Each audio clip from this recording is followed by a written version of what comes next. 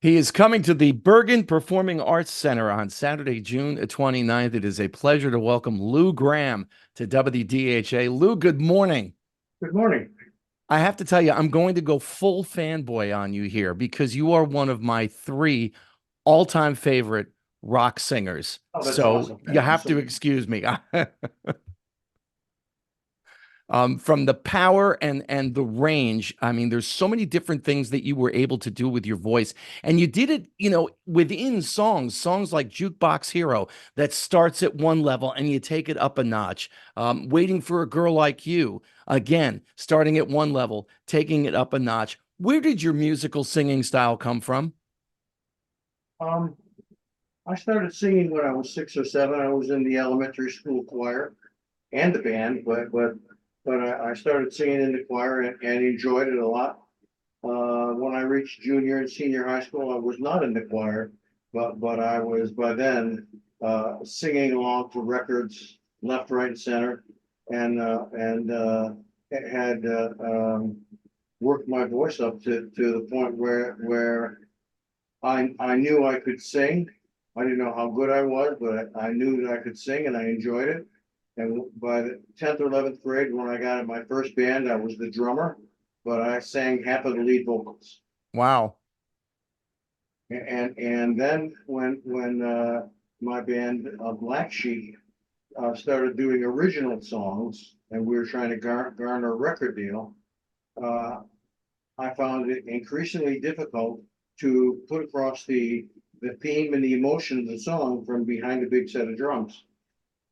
So we spent at least 6 weeks trying to find a vocalist that would be would be serviceable enough to sing the songs that we were writing and be satisfied enough to not make much money because when we started playing, we still played. We didn't play top 40 after that. We played our favorite band's album cuts, and then we would intersperse them with our songs.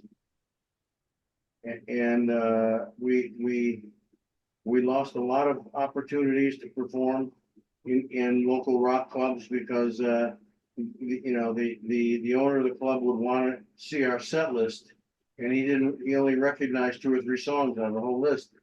He's going, what is this? And I said, well, we're in the process of stepping up our game, and we're writing our own songs. We're trying to garner a record deal, and that's what we're doing now. I says, but if you give us a chance, you'll see that the audience, which we do draw very well, actually loves our songs and knows them too.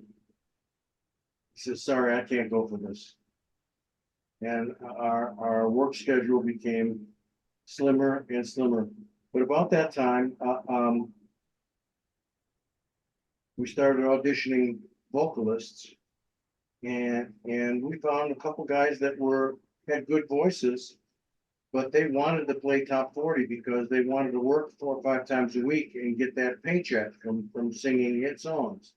They didn't want to have anything to do with trying to get a record deal and writing and producing your own songs. So that went out the window. But we found a great drummer.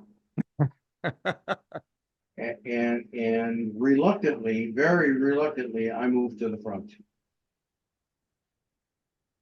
But what a And move that was, though, because again, one of the signature voices in rock, one of the other of the three that I mentioned, would be Paul McCartney. And recently, Paul got into the whole act with you guys about getting Foreigner into the Rock Hall of Fame. When you heard that Paul was lobbying for you, what did that mean for you? it meant the world to me. I couldn't believe he said what he said, and kind of almost shamed the Hall, a little bit. I can't believe these guys aren't in. They certainly have the credentials.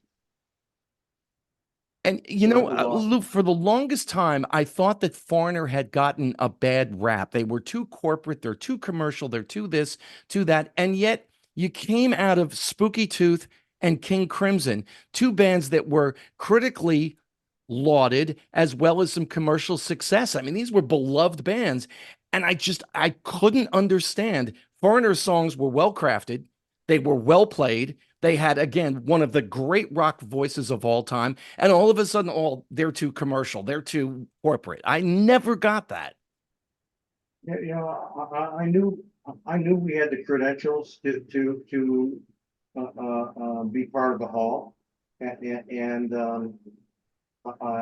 I felt that our standing with our singles and our albums, I think we had 19 top 20 singles. I think it was one or two less than the Beatles, and our sales were always exemplary.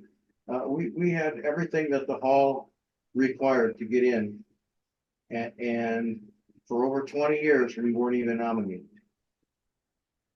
Now, what I do know, and I'm not going to belabor this, is that Jan Wenner was the head honcho at the Hall of Fame too, and he and Mick were very good friends.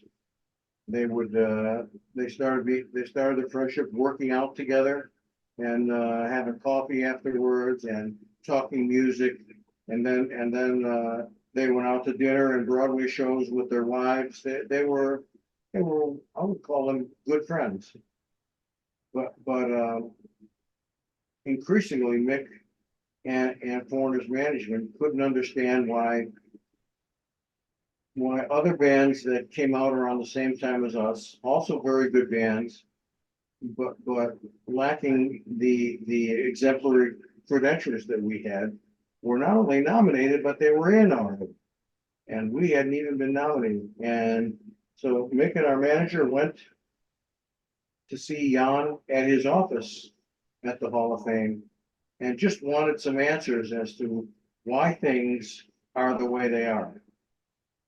And he I was told that he either wasn't willing to elaborate on it, or just more or less pretended that's the way things are.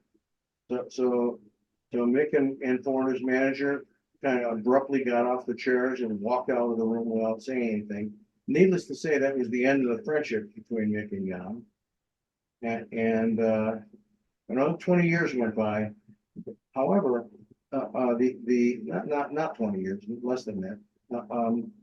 I think Foreigner's manager went to someone higher up than Jan, even the board of directors, and kind of pled our case, and they looked into it very deeply and found that we weren't the only band that had happened to.